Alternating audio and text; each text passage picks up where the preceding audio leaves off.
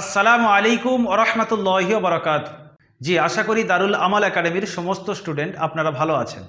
আজ আমি আপনাদেরকে এই ভিডিওর মাধ্যমে লেখা শেখাবো। আপনি নুরানি কায়দার প্রথম সবকে আলিফ থেকে দত পর্যন্ত পড়েছেন এবং একা একা লেখার চেষ্টা করছেন, কিন্তু কিভাবে লিখবেন, কোন অক্ষরটা লেখা কোন দিক থেকে শুরু হবে, পরিপূর্ণ আমি আপনার এই ভিডিওর মধ্যে শেখানোর চেষ্টা করব। চলুন, আপনারা নুরানি কায়দার প্রথম পৃষ্ঠাতে এরকম পড়েছেন আলিফ থেকে দত পর্যন্ত। এই সবকটা লেখা শেখাবো।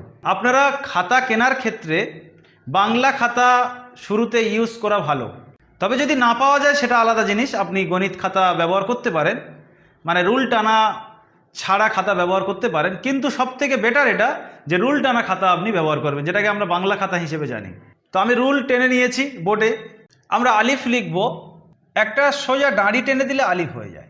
আলিফের পরে আমরা পড়েছি বা, তা, সা। এই তিনটি অক্ষরের আকৃতি একই।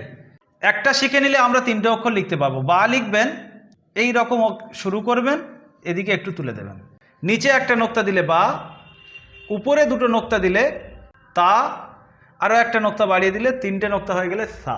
তারপরে পড়েছি আমরা জিম, হা, খ। এই তিনটি অক্ষরের আকৃতি একই রকম। তো লেখার ক্ষেত্রে আমরা প্রথমে একটা এরকম করে নেব, দেখতে পাচ্ছেন। তারপরে এখানে গোল করে আমরা তুলে দেব।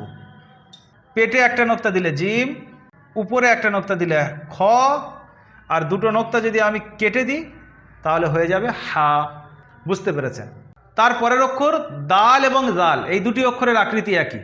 র এবং জা, দাল এবং জাল, এই চারটি অক্ষরের পার্থক্য আমি বুঝিয়ে দেব। দাল, জাল, র, জা।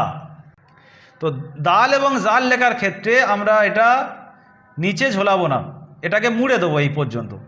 আর র এবং জার ক্ষেত্রে এটাকে নিচে আমরা ঝুলিয়ে দেব। এটাই এর পার্থক্য। নোক্তাবিহীন হলে দাল আর র, নোক্তাওয়ালা হলে জাল এবং জা। এরপরে আমরা শিখব সিন এবং শিন। দুজনের আকৃতি একই। তো লেখার ক্ষেত্রে প্রথমে দুটো শোঁসা বানাবেন। এটাকে এক একটা শোঁসা বলা হয়, এবং এটাকে এরকম গোল করে তুলে দেবেন। উপরে তিনটে নোক্তা দিয়ে দেবেন, হয়ে যাবে শিন। খুব সহজ।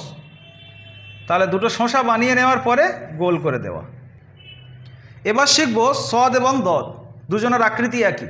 তো সদ লেখার ক্ষেত্রে প্রথমে এই রূপটা বানিয়ে নেন, তারপরে এখান থেকে এটাকে তুলে দেন। তাহলে একটা যদি আমি এরকম প্রথমে বানিয়ে নিই, এটাকে তুলে দিলে নোক্তা দিয়ে দিলে দদ এবং খালি ছেড়ে দিলে সদ। এইভাবে আপনি আপনার খাতায় কিতাব থেকে দেখে দেখে 5 বার লেখেন, তারপর একবার না দেখে লেখার চেষ্টা করেন। আস্তে আস্তে আপনার হাতের লেখাও খুব সুন্দর হবে এবং অক্ষরগুলো আপনার মুখস্থ হয়ে যাবে। ভালো থাকবেন, দারুল আমাল একাডেমির সঙ্গে থাকবেন। যদি এখনও পর্যন্ত আমাদের ফেসবুক পেজ আপনি ফলো না করে থাকেন, অবশ্যই ফলো করবেন। আর ইউটিউব চ্যানেল যদি আপনি সাবস্ক্রাইব না করেন তো সাবস্ক্রাইব করে নেবেন। এরকম নতুন নতুন ভিডিও আপনি পাবেন এবং আপনার জিন্দেগিতে আপনি উন্নতি করতে পারবেন। আসসালামু আলাইকুম ওয়া রাহমাতুল্লাহি ওয়া বারাকাতুহু।